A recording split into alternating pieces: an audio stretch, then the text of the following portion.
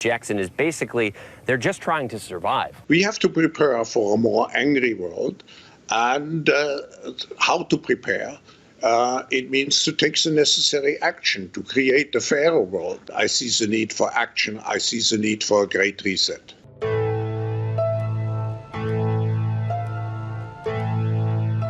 This is hard to kind of face the reality of what's happening here. The developing and dire situation in Mississippi. The state's capital, Jackson, now without reliable drinking water after pumps at the main water treatment facility failed.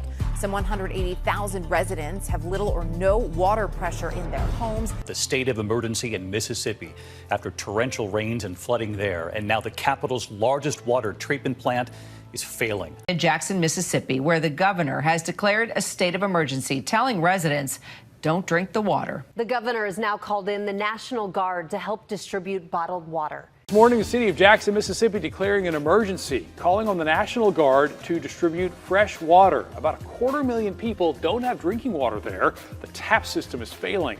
The governor says days of flooding shut down a major pump at Jackson's main water treatment plant, and they're not sure when they're going to get it back. And that is your Morning Rush. This morning, people in Jackson, Mississippi are being told to expect little or no water for an undetermined amount of time. People in Jackson, Mississippi are being told to expect little or no drinkable running water for an undetermined amount of time. Mississippi's governor declaring a water emergency. More than 100,000 people are left without reliable running water. The rain-battered state now dealing with devastating damage to its major pump at Jackson's main water treatment facility. Tonight, families in Mississippi's capital city are scrambling for the most basic human necessity, clean water. Overnight, Governor Tate Reeves announcing a key water treatment plant is on the verge of total collapse. Until it is fixed, it means we do not have reliable running water at scale. It means the city cannot produce enough water to fight fires, to reliably flush toilets, and to meet other critical needs.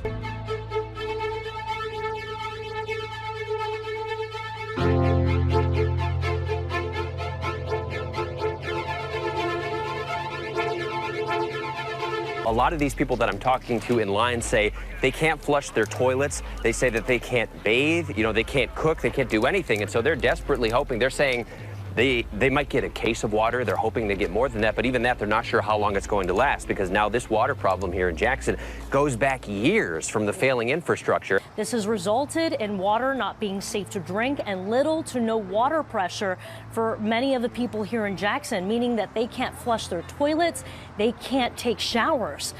The impacts are just on and on and on. Businesses have had to shut down. They just cannot operate like this. The fire department has found fire hydrants that have dried up. Schools here in Jackson have switched to remote learning for the immediate future. If I could write you a check right now to fix the problem, how big would that check have to be? For the water system alone, it would have to be in excess of more than $200 million.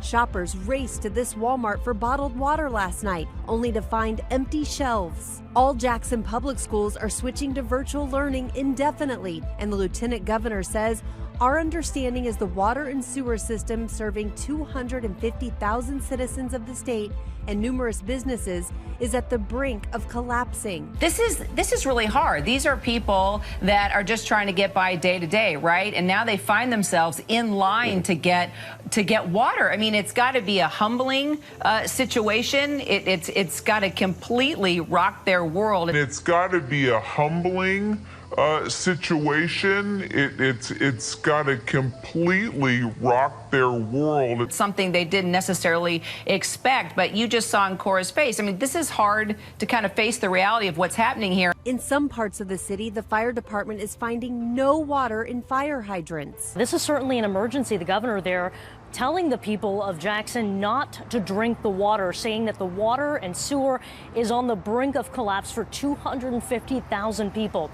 Now, the governor was alerted last week that pumps at one of the city's 2 water treatment plants were damaged. Then came all that record rainfall and the flooding of the Pearl River, and that was the straw that broke the camel's back. Jackson residents have been under boil water notices since last month when water samples found harmful contaminant levels. Jackson residents have been under boil water water notices since last month, when water samples found harmful contaminant levels. In Jackson, Mississippi, school drop-off isn't just for the kids. It's also for the water.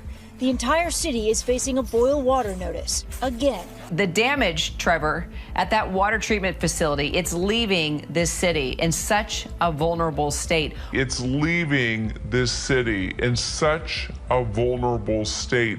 So as you can imagine, shoppers, they're running to grocery stores, to gas stations, to places like this Kroger, trying to get their hands on bottled water. They don't know how long the situation will last. We're told, don't wash your hair with the water, don't brush your teeth with the water. Lakeisha Galeelan worries about her 8-year-old. Is she going to walk over to a water fountain and drink from that water fountain? To be safe, signs are up at the middle school.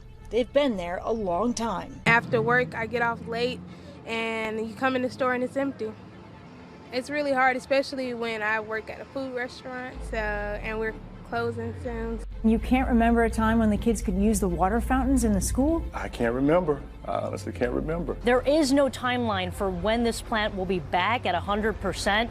The mayor and the governor declaring state of emergencies over this water issue. 4,500 National Guard members have been activated to help distribute water. 160,000 people tonight without water. And tonight, these images, no water to drink or for showers or the bathroom, and now the lines at water distribution sites.